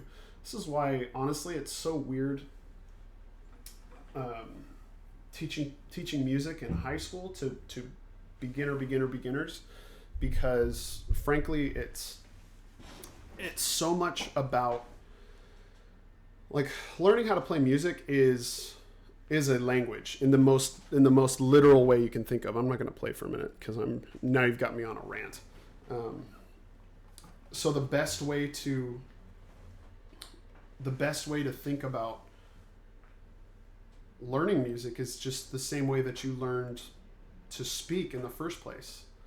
And I find that the more songs you learn to play, the more you're introducing yourself to different kinds of music and learning how to play it. It's almost like adding sentences to your musical vocabulary. And the more you can, over time, as you build up that repertoire, you learn how to place those different phrases in new ways, to say different things. And it's hard because in a school setting, I'm required to teach quote unquote standards. And part of that includes like the technical aspects of music theory, which to beginners is just, it's so far over their head. It's like teaching calculus to a kindergartner. And I really don't mean that to be insulting. It's just, it's putting the cart before the horse. Cause I try and introduce, harmony and key and those sort of things so that you've at least heard of it by the time you get to a point where you could use it. But to actually think and talk in that sort of framework don't really,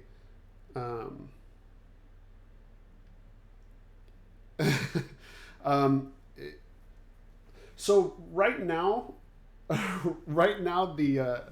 the streams, I think I have to re-upload that. Actually, I'm not recording, so the links to the streams are still live, if that makes sense, but you can't just go to my channel and pull them up. Actually, let me just take a look here. I'm gonna mute desktop audio here.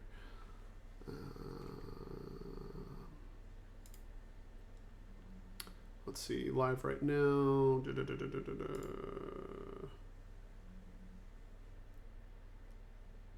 Yeah, so they're up. Yeah, they stay on the channel. I'm gonna keep it that way because, like, this one we mostly just had fun. I don't feel like I did a whole lot of, like, well, I don't know, chill, Wellman. I leave them up. Actually, this has been super fun. I really didn't expect that I would have this much fun streaming like this. Honestly, I thought no one would show up and I would just get to practice electric guitar for 2 hours. But where was I? Sorry, I lost my train of thought. The more songs you learn, the more you're able to think about music differently. And this really goes to skill acquisition in general. If you master a skill, you're better able to master another skill. So for example, I went to college to study music, and not to say that I am a master level music person. Obviously I have plenty of expertise, but I could take that mastery, that practical mastery, and move that over into something like writing. So yeah, I write stories and I sell books on Amazon because, and really the only reason I'm able to do that was because I developed mastery in one thing, and that mastery gave me a framework for learning something else. So this is,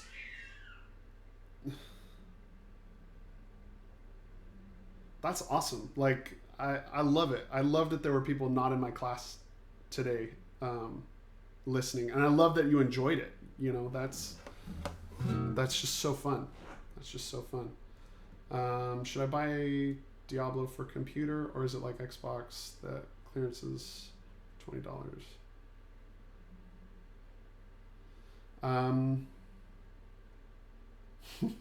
Yeah, Omar, he's not here anymore, is he? Like, Omar's usually like, he goes hard. Or I guess I'm using that contextually wrong. He's hardcore with the music, which really makes me excited. He and his sister are both really, really musically talented. Adam, you are too. You ask the tough questions, and for you, Adam, specifically, you're asking the questions that you're ready for without the intense framework of song background to have a better understanding of the answers I give you sometimes. Omar is or Adam is?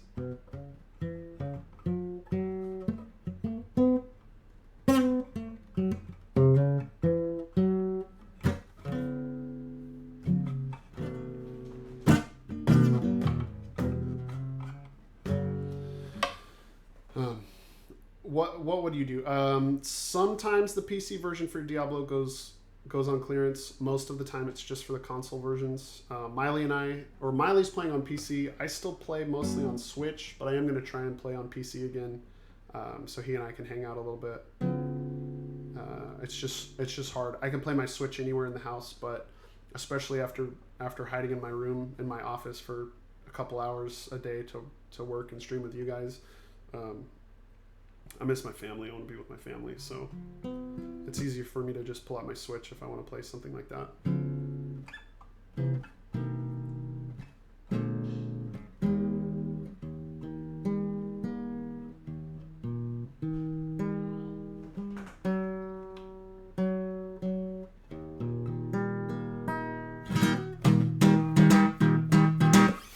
Let me put this guitar back.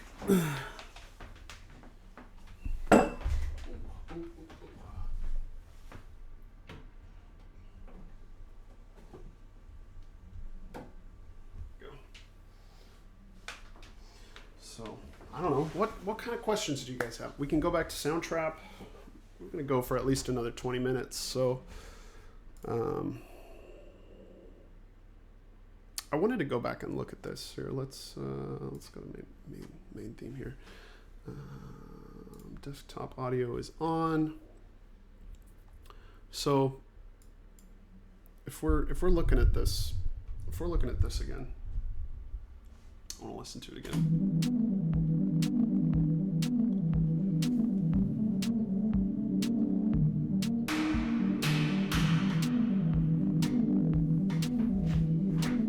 Turn the rate up just a little bit. I'm going to move this over to here.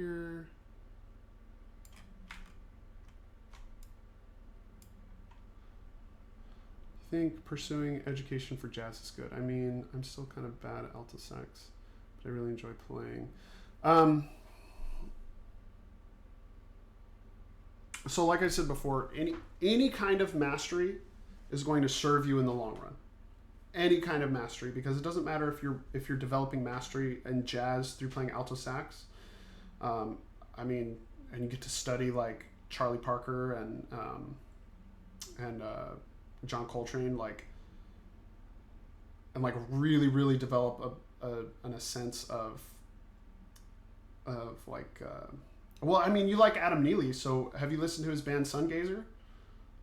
Just the guy who plays saxophone for him is just savage, and as long as it's important to have a goal whenever you're thinking about your educational pursuits, and if your goal is to be able to work immediately, that at least for music, that's not a really good goal. It would be better because you're going to go into debt studying music. Now the good thing about music school, especially like a conservatory type school education, is you have the capacity to make some really good networking opportunities, which in anything arts related, your network is it's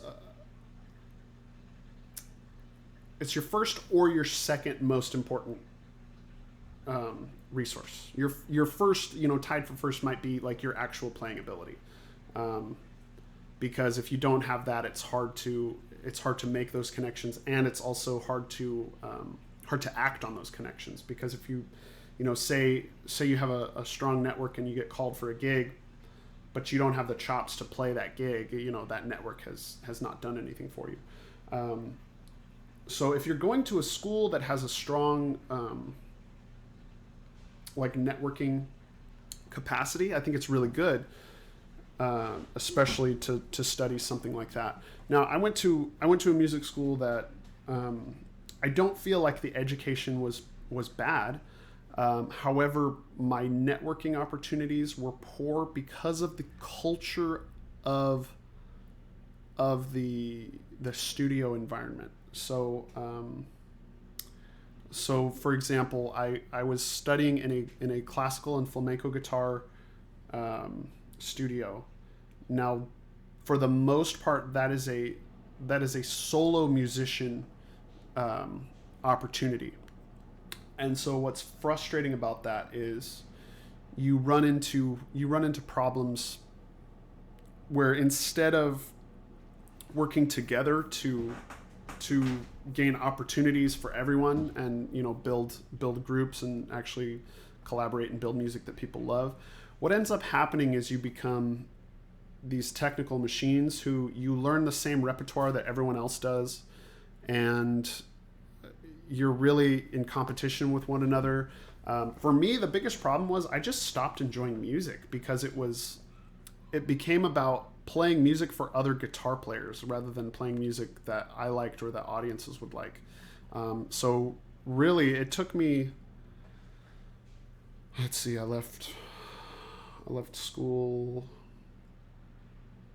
I shouldn't say I left school, but I left Fresno in 2009. Right? 2009, I left Fresno. And it wasn't really until this year that I started, not this year, 2019, that I really started to enjoy music again. So 10 years, it took me 10 years to almost heal from baggage and like abuse, honestly. And I'm not going to say like my experience was like the drummer from Whiplash by any means.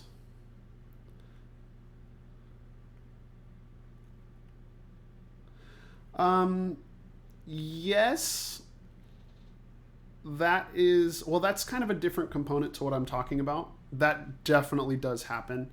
But there's ways to combat that. There's ways you can get around that. This is more like the culture in which I was surrounded was toxic. And when I got out of that situation, so I moved to Vegas and I played music in Vegas for 3.5 years. I hadn't recovered from those like toxic relationships that I had in college. So then when it became a job for me, yes, like the soul was gone. I was very much disillusioned. I had this job in the Venetian, and as a jazz trio, and we'd play legit like we'd play some jazz, and we'd do it's in the Venetian, so we were playing a lot of Italian folk music, but we would stop in the middle of a really nice piece because we would see a group of tourists, so like Korean or Chinese tourists would come up. We'd literally stop mid-phrase to play. We had like a couple charts in our bag that were like their national anthem and a pop song or two, and we'd just stop whatever we were doing mid-phrase to play that for them to because we knew we were going to get paid. We had a wage, but we worked mostly for tips. So like, and that's just kind of how Vegas runs. So, you know, I'd walk away from a night of playing with like $150-200 in tips because that was our strategy. Like, it was a good strategy, but it was very soul sucking. I started to feel like a slave, and I just didn't want to do that anymore. And I had rock gigs on the side, but again, the musicians I was playing with were not that they weren't serious musicians. They were really, really talented, good musicians, but they weren't ready to take it seriously like a job. And you'll see this a lot with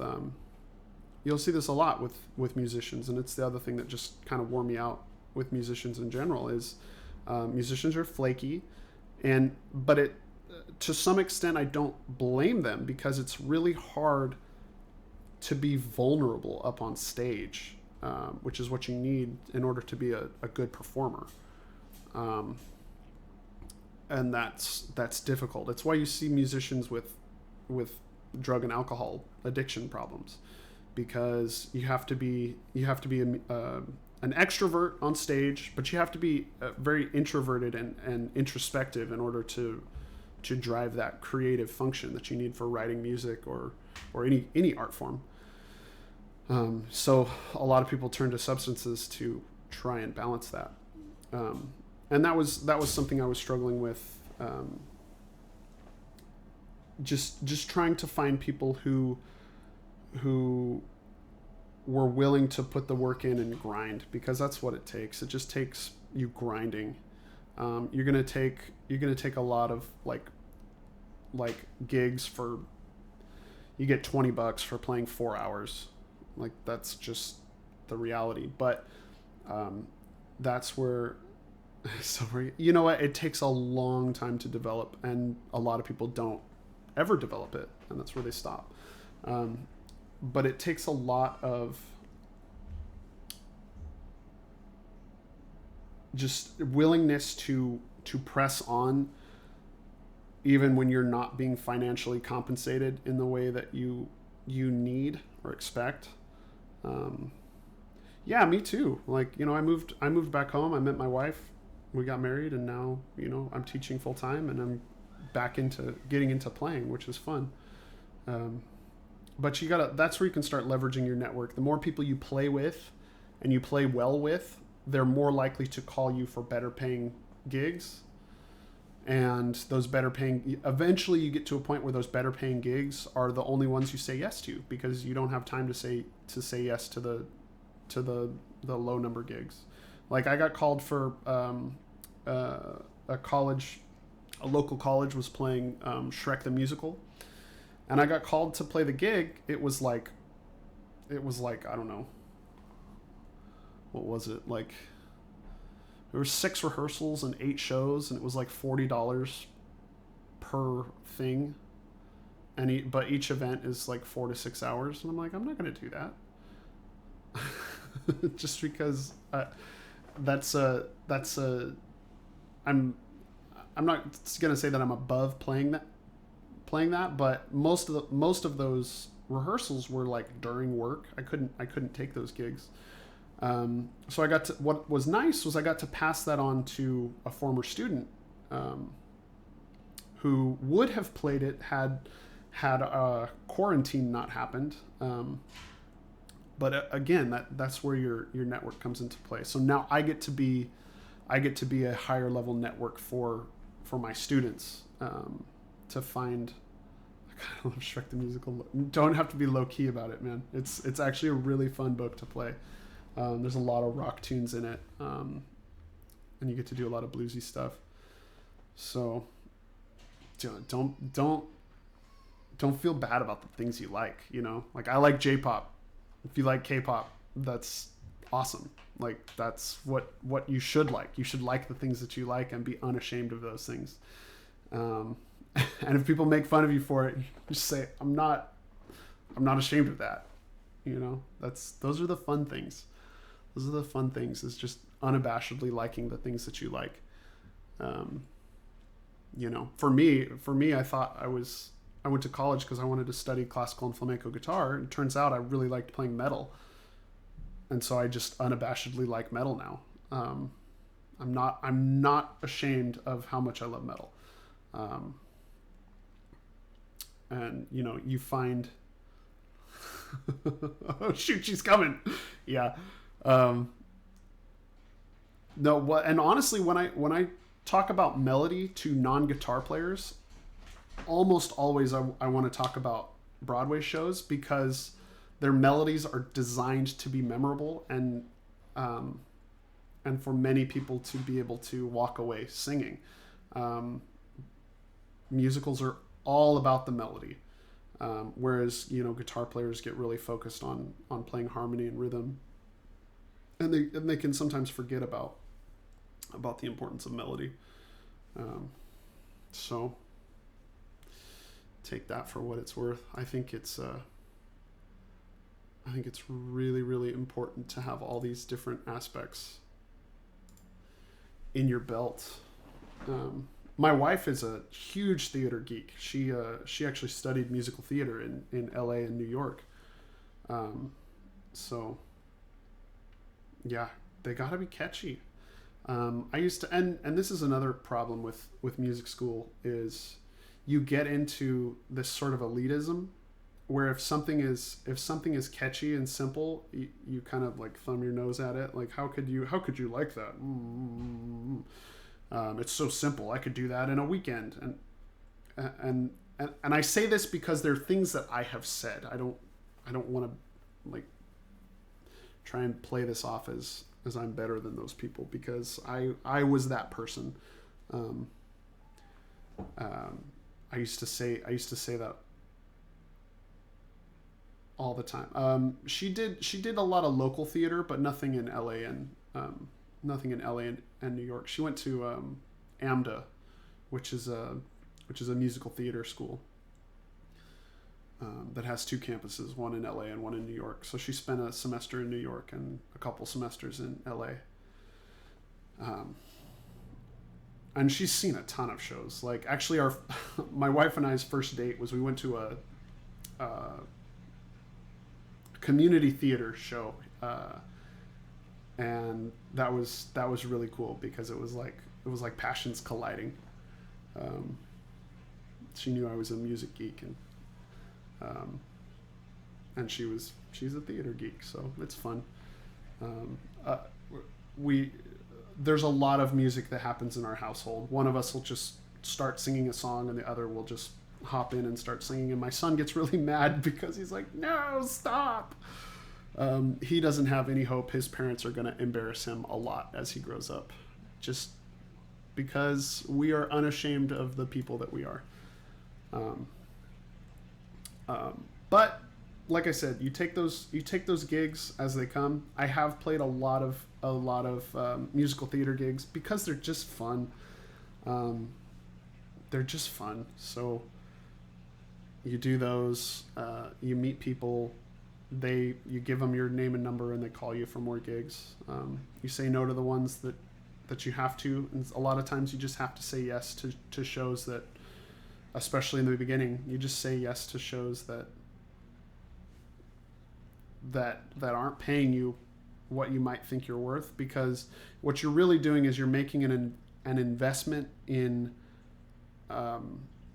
your network, and that is, like I said, that's the second most important thing. And it's one that, because it took me really, let's see, I left Vegas in 2014. So in 2014, that's when I just stopped playing music completely. So it's been 6 years since I've had music connections, and now I'm kind of having to go back through and remake a lot of those connections, rekindle a lot of those connections, and really change, because what I'm interested in playing is a lot different now too. So I have to kind of walk into a new scene and prove myself again and find new connections, while still maintaining the old ones. That was a really long-winded answer. Yeah, totally. Study saxophone, but don't study it because you want to make money, because that's not realistic, especially in the short term. Do it because you love it and have something that you can do to put food on the table. Because that's really the problem that I had, and really my generation specifically, and I hope I can change this messaging, is you don't want to. I was always told, yeah, pursue music, but have a plan B. And so in my mind, what that meant was anything that I do and not music means that I failed. I failed to be a musician, or I failed to be an artist in one way or another. When in reality, it's yeah, do music and be ready to do what it takes to survive. Whether that's waiting tables or teaching full time. I teach full time, and honestly, it's great. I love having the steady work that teaching provides. I love being able to connect with people, and share my experience. But it also affords me a lot of opportunities to keep playing music, to keep writing books, to keep pursuing other professional interests that other corporate careers just don't give you. And I just get to do music all day, every day, which is not something that a lot of people get to say. But you have to be aware, where I'm teaching, we don't have an intense marching band program or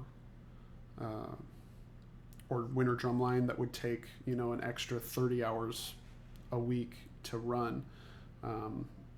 For the most part, if I have to leave when the bell rings, I can do that, though I still stick around usually an hour or two after school. And sometimes that's just because I get to practice. And so I think teaching is kind of integral to being a musician. You give back to the community. It's a way to earn a living while you're pursuing, that high art that you're interested in.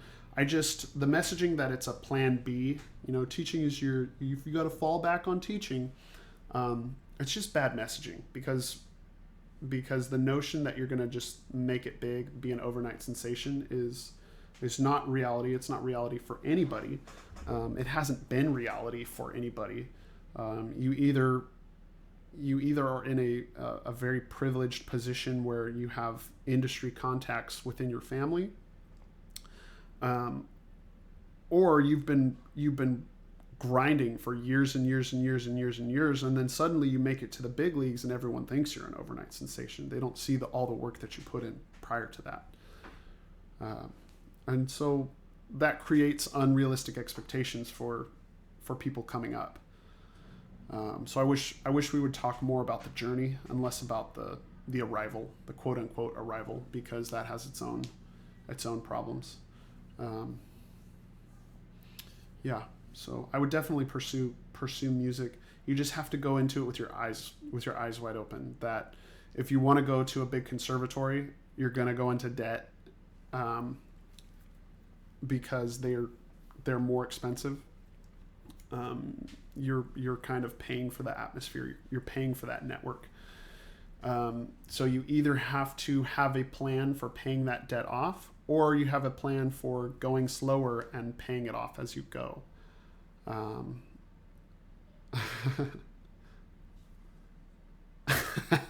Hey, no problem. I'm gonna close off here pretty soon anyway.